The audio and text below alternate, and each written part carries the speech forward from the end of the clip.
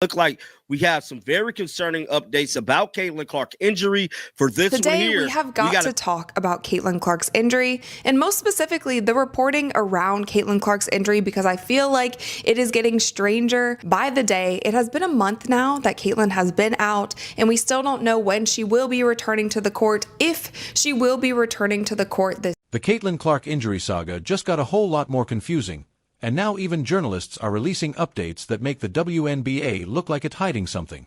Fans are demanding answers, and the clock is ticking on her season.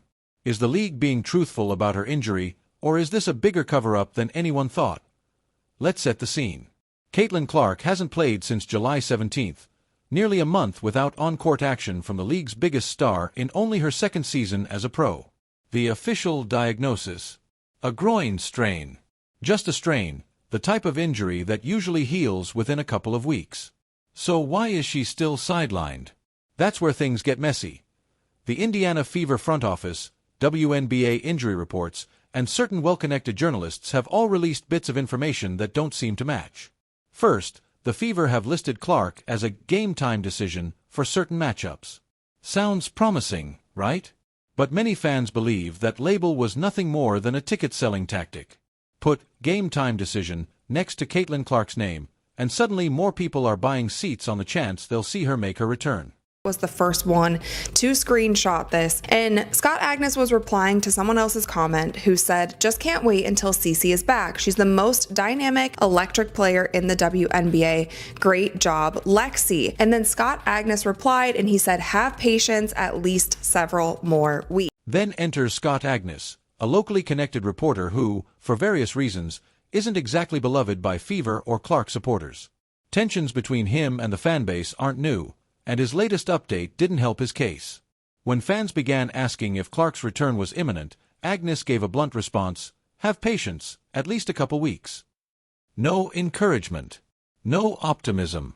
Just a timeline that would push her comeback dangerously close to the end of the regular season. Now, Scott Agnes is a beat reporter for the Indiana Fever. He has been covering them relentlessly all season, and we have gotten a lot of great information from Scott over the season. And I actually went to his YouTube channel and just kind of skimmed through the comments to see if there was anything else. There was one other reply where he was replying to someone and basically said, like, "You have to trust me," or "just trust." Naturally, fans didn't take that well. Some accused Agnes of being negative, or even of having an agenda against Clark. Others pointed out that his couple weeks projection doesn't line up with what's been coming out of the Fever camp, namely, that Clark has been running full court for over a week. According to the more optimistic updates, she's been working at full speed, building endurance, and adding more on-court drills every day. Why is a connected reporter telling everyone she's still weeks away? That's the bigger question. Are we getting the truth about her injury, or is someone downplaying something more serious? Because here's the reality. A simple groin strain doesn't normally sideline a professional athlete for over 30 days unless there are complications. Muscle tears? Maybe. A full rupture? Sure. But a basic strain? You'd expect to see her back on the court much sooner. The easiest thing about this last groin injury with Caitlin Clark is how it's been covered. The day after she had the groin injury, she was listed as day-to-day, and then a couple weeks after that, then she was listed to being out indefinitely. Now, ESPN had August 12th as the circled return date for Caitlin Clark to get back onto the court, and just yesterday, she was listed as a game-time decision for today's game against the Dallas Wings. And then after practice yesterday, Coach Stephanie White basically came out and said, like, no, Caitlin Clark hasn't even been practicing, so they changed it from a game time decision to her being. That's where the speculation kicks in. Some believe Clark's rapid muscle gain this offseason may have impacted her mobility. Adding bulk too quickly can throw off balance and put extra strain on certain joints and muscles. If her equilibrium is off, it could make her more injury-prone or slow down her recovery. Others suspect a political angle. Clark's presence on the court dramatically boosts the league's viewership, so the WNBA might be timing her return for maximum impact, perhaps for a marquee matchup or a playoff push, rather than a random mid-August game. There's also the theory that the Fever are simply protecting their investment. If a playoff spot is within reach, why risk reigned jury in the final weeks of the regular season? That's a reasonable argument, until you realize there are only 11 games left before the postseason. Head coach Stephanie White hasn't exactly cleared things up either. She's admitted Clark is doing more running and movement drills, but hasn't yet returned to full practice. Translation: she's not game ready. And when pressed for a timeline, no clear answer. This is where the uneasy feeling in Indiana comes from. Fans want transparency, but instead they're getting half statements, conflicting reports, and vague reassurances. Meanwhile, ticket buyers and TV audiences are left guessing whether they'll see Clark again before September. It's up to viewer discretion. It's up to the fans if they want to believe what he's saying, but several more weeks pretty much puts Caitlin Clark to coming back at the very end of the regular season. If you look at the Indiana Fever's schedule right now, they only have 12 games left, and there is exactly 4 weeks left in the regular season. And the calendar isn't doing the Fever any favors. Their final regular season game is set for September 9th. If Scott Agnes's "couple weeks" comment holds true, Clark might not return until late August, maybe even early September. That would put her in danger of missing the rest of the regular season entirely. That possibility has only fueled speculation. Would the Fever really hold her out until the playoffs? Would the WNBA let its biggest star sit for weeks just to save her for the postseason? This isn't just about basketball, it's about optics. The league has leaned heavily on Clark's star power all season. She drives ratings, sells tickets, and brings in national media attention. If she's sidelined for a month with what's officially described as a minor injury, it makes the WNBA look either unprepared, dishonest, or both. And here's another wrinkle. Fans feel certain members of the media, Agnes included, aren't helping matters. Whether it's his tone, word choice, or ties to people inside the Fever organization, his updates don't come across as neutral reporting. They sound like someone trying to control the narrative. That's why this whole situation has grown beyond a simple injury update. It's become a trust issue. Fans don't trust the team to be honest. They don't trust the league to be transparent. And they don't trust certain reporters to give them the full story. Meanwhile, Clark's absence is being felt on the court. The Fever are battling for playoff position, but without her, the offense lacks its spark. They've got winnable games ahead, matchups against teams like the Dallas Wings and the Washington Mystics, but without Clark scoring and playmaking, nothing is guaranteed. Frustration is building, and every day without a definitive update only adds to the tension. The longer Caitlin Clark sits, the less this feels like routine injury recovery, and the more it looks like a strategic decision that no one is openly admitting. The WNBA is in a tricky spot. They've got their biggest star in just her second year, already proving she can drive ratings and attendance like no one else in the league. A player like that is rare. You don't put her back on the floor without thinking about the bigger picture. The problem is, the league's bigger picture might not match the fans' bigger picture. Fans want Clark playing every night she's healthy, running the offense, hitting logo threes, racking up assists. The league, on the other hand, may see her as a long-term investment, carefully choosing when and where she gets the most exposure. It's the classic short-term versus long-term battle. And right now, nobody's making it clear which side they're choosing.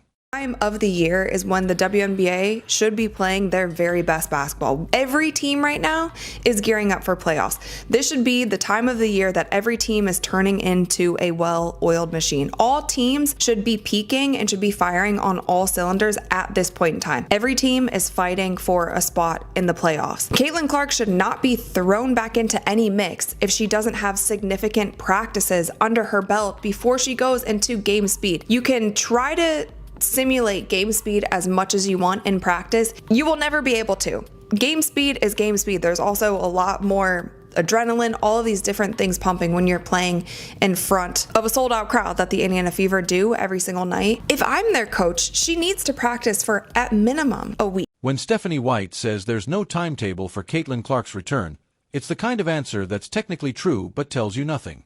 No timetable could mean 3 days or 3 weeks. It could mean she's already ready, but they're keeping it under wraps. Or it could mean the groin strain is more than just a strain. The lack of clarity is exactly what drives people crazy. If you know she's out for 2 more weeks, just say it. If you're saving her for the playoffs, say it. Instead, we get a drip feed of vague updates that seem almost designed to keep speculation alive. And speculation is exactly what we have now, tons of it. Some believe this is purely physical. Clark's body went through rapid changes between her rookie and sophomore seasons. adding muscle and size to withstand the WNBA's physical play. The downside: rapid gains can overload certain muscle groups and mess with mechanics. If her balance is slightly off or her stride has changed, that could explain the groin injury, and why rushing her back might be risky. Others think it's about leverage. Maybe the league or the Fever want her return timed for maximum impact, a marquee game, a playoff push, not a random mid-August matchup. Sports leagues have played that game before. Then there's the team dynamic. From the outside, the Clark-Fever relationship doesn't exactly look warm and fuzzy. Publicly, they've said all the right things, but there have been hints of tension. Not everyone in the front office may love the Caitlin Clark effect, the fact that she gets 90% of the coverage, even if that's what's selling out the arena. Enter Scott Agnes, a local reporter with deep Indiana ties. He's reportedly close to Fever insiders, and his timelines often contradict the optimism floating around online. Fans already skeptical of the organization see his updates as part of a controlled narrative. And when the team lists Clark as a game-time decision for multiple games in a row, it's not hard to see why fans feel misled. That label sells tickets and drives TV tune-ins. If the plan is to keep her out, it starts to look like marketing disguised as injury reporting. The timing couldn't be trickier.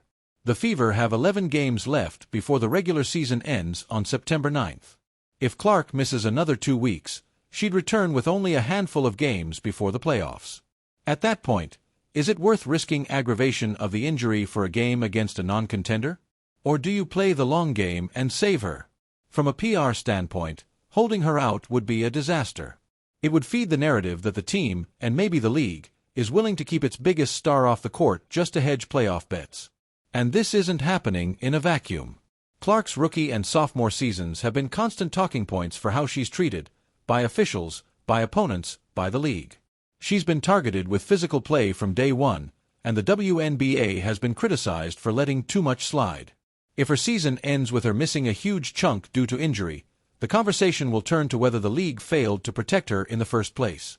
Meanwhile, the Fever schedule rolls on. They've got the Dallas Wings next, a game they should win even without Clark, followed by the Mystics. Every loss without her increases the pressure to rush her back, and rushing her back could backfire catastrophically.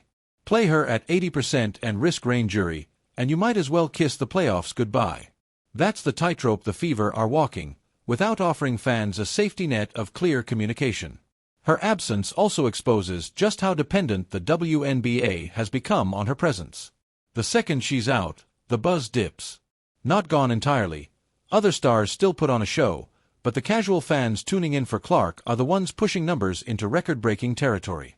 That's why some suspect her absence is being managed more like a TV drama than a sports injury. Keep the suspense high, bring her back for the big finale. Cynical? Maybe. But hard to dismiss given the inconsistencies. Clark herself has stayed silent, which only fuels the speculation. She hasn't said she's eager to return, nor has she hinted she's being held back. Maybe she's on board with the plan. Or maybe she just doesn't stir the pot publicly. Either way, fans are left relying on second-hand updates from reporters like Agnes, and when those updates feel vague or dismissive, frustration spikes. With 11 games left, no timetable, and rising suspicion, some fans are starting to wonder if we'll even see Clark in a Fever jersey again this regular season. If she's not back by the last week of August, that fear becomes real. And if it happens, the backlash will be brutal, not just from Fever fans, but from the entire WNBA audience that's been tuning in to see her play. Because at this point, it's not just about an injury. It's about transparency, priorities, and whether the WNBA can handle its biggest star responsibly. Get it wrong, and the damage won't stop at this season. It'll leave a lasting stain on how the league is run. So, is Caitlin Clark's injury just a slow-healing groin strain, or are the Fever and the WNBA hiding something